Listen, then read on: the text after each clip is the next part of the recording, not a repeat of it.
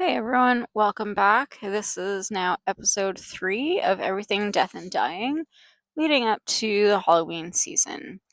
I'm here to tell you and to show you and to educate you that there's nothing to fear in death. There's nothing to fear in the dying process, and there's nothing to fear while you're on the other side, and there's nothing to fear when you reincarnate. Fear of death is a human construct, and I am here to help you dispel some of those myths and some of those fears. So, in the first episode, we talked about the logistics of dying, the dying process itself, while we're still here on the human scale. We're still on this realm, we're still on the earth. Our second episode, we discussed all things regarding what happens when we get there, what happens when the door shuts on this earth and we reawaken on the other plane. So today we're going to talk about communication with our loved ones and with people in the spirit world. And we'll talk about the perspectives of mediums and the perspective learning all about yourself, learning that you have those abilities yourself. So let's get started. The next series of questions are some of the top questions that are asked of mediums, also death doulas. So this whole series is brought to you by the perspective of a death doula and a medium. So let's go through the 5 questions that we'll be discussing today. So the first one is, how soon are we able to communicate back with our loved ones? Second question will be, when communicating with the other side, when a person calls out another person's name before they die, are they actually seeing that dead person? And how do I figure out who is trying to communicate with me? Maybe somebody's trying to talk to you and you have no idea who. You know the feelings, you know you're hearing their voice, but you have no idea who it is. Next, what if the person that is passed didn't speak English? Can a medium still communicate with them? Do I need to go to a medium based on language? We'll find that out in a minute. Next, why, in my case, do they show up in dreams to talk to me? And finally, within this episode, we're going to discuss, if we live many lives or reincarnate, then who are we in heaven? Okay, so let's get to that first question. So is there a time limit? When are we able to communicate with those that we love? So the answer is immediately.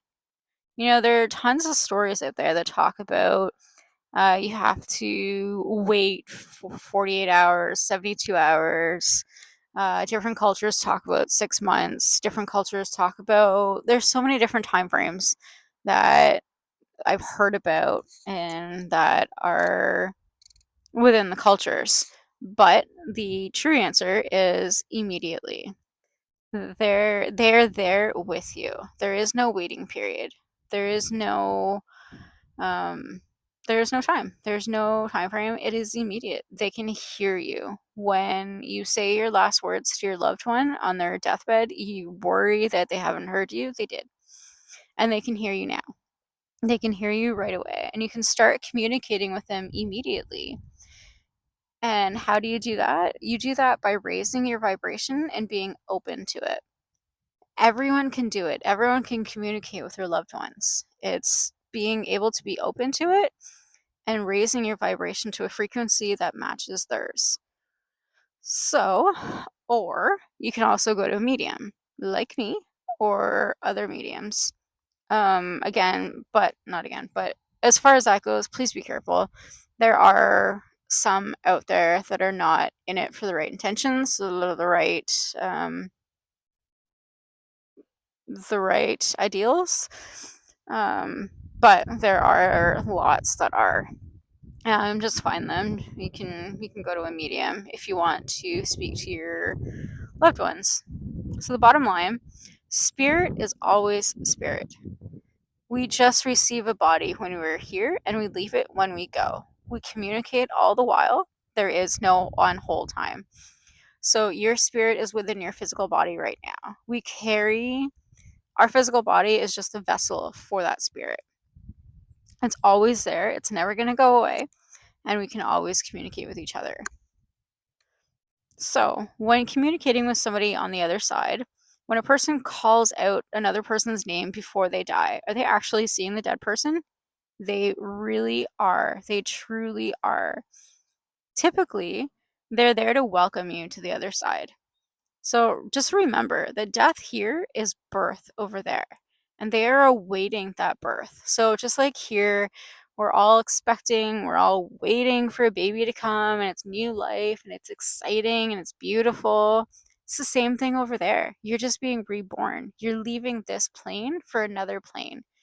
It's a happy time for them. It's for a happy time for the person dying and for the people that are there to welcome them home. So, so how do you figure out who's trying to talk to you? So this is a challenging question. So it takes a lot of discernment on your part. Um, so that's not something that can be taught. It's something that has to be experienced. So it takes a lot of practice. First, I would ask you to see if you can get a clear sense of who it is. Sometimes it is that easy. And secondly, when you feel the presence of spirit, tune into who comes into your heart and mind first. So that first instinct is the right one. The quickest one, the quietest one, that's usually that's who it's coming from. Ego steps in a lot, yes, and that's something that you need to work through. Uh, and I don't mean you as in, I mean that as everybody, mediums included. Everybody has to work through ego. It's not a bad thing, it's just what it is. It's part of the human construct, it's just part of being a human being. So tuning into that, and when you see in your mind's eye, or if you hear their voice, that's who it is, the first one you hear. And then thirdly, so you can ask for confirmation. If you're not sure, if you think that was your ego, ask them to confirm it. Ask the spirit to show you a sign that you were the person you were thinking of, that they are the person that you were thinking of, and then pay attention. So this confirmation can come in a multitude of ways. So it can come in something like having a picture fall off the wall, or someone can call you with the same name, or you'll be driving and see a license plate that reminds you of them. Or, in my case, I see either dandelions or daisies or dragonflies for certain people. I see bunnies for some people. I see rainbows for another person. It all depends. And just ask them for that sign. Ask them for um, ask them for that sign. What are you looking for? You know that person when you see that sign. So, and spirit will always provide you with that validation. You just need to be open to it and looking for it. All right. So, what if the person that has passed doesn't speak English? Can a medium still communicate with them? This is a fun question because the human brain, wraps around something and just clutches on. It's really, really hard to understand anything past the realm of human. So when you die, it's really hard to understand what even happens, what it's really like, because we don't experience that. We came here and we forget. Well, we forget when we turn 5, because right up until 5, oftentimes they are in direct communication with spirit. They remember their past lives. And if you listen to kids, you listen to their stories, they seem made up and they seem far fetched and wild. They're often retelling their life story. They're often retelling their past lives, and they're often communicating with other spirits. So, so that being said, language isn't really a thing over there. It's more of an understanding or knowing of communication, form of communication. So, like, for example, if there's a truth that you know deep down in your heart, you know is true, you just know it. That is a form of communication, and that's what it's like over there. So it can come up as pictures, it can come up as audio, it can come up as anything, really, anything that the medium it themselves are working on. So, for example, for me, I see pictures in my mind's eye, and sometimes I hear, but I have communication. I hear words, but through my mind, through not as in hearing words or whispers through the woods or anything like that. I see it through my mind's eye, and I can hear through my thoughts communication. Um, so it's really dependent on what that medium is, where their strengths are, what they use. Some use visual sights, some see colors, there's so many different variables, but it's all the same communication. It's all an understanding and a knowing. So therefore, someone that spoke Russian can still speak with a medium that only speaks English.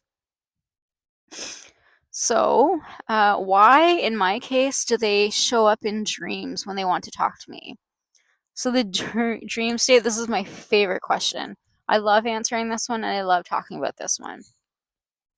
So, the dream state is the time when the physical being is in the highest vibration and lacks resistance. So, when we're awake, we let ego take over, and we say, "Oh, that's not really happening," or oh my God, I'm crazy." Oh, whatever it may be. We are very resistant to it. Oops, sorry. So when you're asleep, that resistance is gone. So it's really the easiest time in the space for the spirits to connect with you. Communication starts through the dream state for many people. Because most people don't realize that it is spirit communication. So when we sleep, our spirit is not asleep. Our spirit can't sleep. It's not that, it has insomnia. It's that the spirit doesn't need sleep. The human body is what needs sleep, or the animal body is what needs sleep. So when we're dreaming, we're traveling into the afterlife. It's called astral travel. So communication starts in the dream state for most of us. We just think that we're having a dream about them, but they're not. They're there. They have come to speak to you. They're come to communicate with you. And it's the easiest way, most effortless way for spirits to connect, because they don't have to be on the lower vibration for us to feel them. And it's not to say that we have low vibration. We can vibe, we can have a higher vibration. It just means that spiritual plane is on a higher frequency than Earth, than this plane. So to communicate with us on this Earth, on this plane, it's a little bit harder. So when we're asleep, they don't have to. We're on the same plane when we're asleep. So in a simpler way to achieve this communication, especially when they have first transitioned. So oftentimes within the first 72 hours, you're going to get your loved one come through in a dream. So it's really common in the first few months, actually, for people to have dreams of your loved ones. So once those loved ones begin to heal and grow and expand, they learn new ways to communicate with you. And then they begin to express those in other ways. They start coming through by showing you signs like a butterfly or a dragonfly or a rose or a heart. They will ring your phone and no one will be there, or pettier yet, a call comes through from their old number. So they'll push pictures off the shelves A song will play on the radio that'll remind you of them. Uh, just so many ways. They learn all these tools as they heal and as they grow on the other side and become more understanding of their situation and understanding that they can communicate with us. So it's a learning curve on both parts. So it's for you, for your ego, and for us, or it's for you learning this, and it's for the departed learning as well. Uh, it's like they have to learn more in their new world, and they evolve by showing up in the dream state and other means of communication in the beginning. And then they just grow.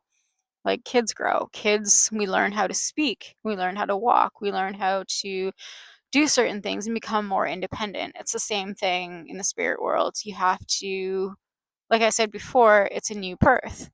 So new birth here on here on Earth, we learn different things and we progress. It's the same thing over there. And finally, if we live many lives, if we reincarnate, then who are we in heaven? We are not a person with a name. We are a soul, a vibrational, infinite being. So if you want to look at it from the physics standpoint, people want to say that ghosts don't exist, etc. I get it. It's one, it just seems illogical. Two, people are afraid of it. People are afraid to admit it. And there's just many variables. But if you look at it from a physics science based perspective, what are we? We are atoms, neurons, protons, neutrons, etc. We are energy. That is it. That energy, when the physical body dies, that energy can't go anywhere. That energy doesn't just disappear because our physical body stops functioning. It goes somewhere. It goes to the afterlife. And that begins the process of reincarnation, which will be on the next episode. Follow for more.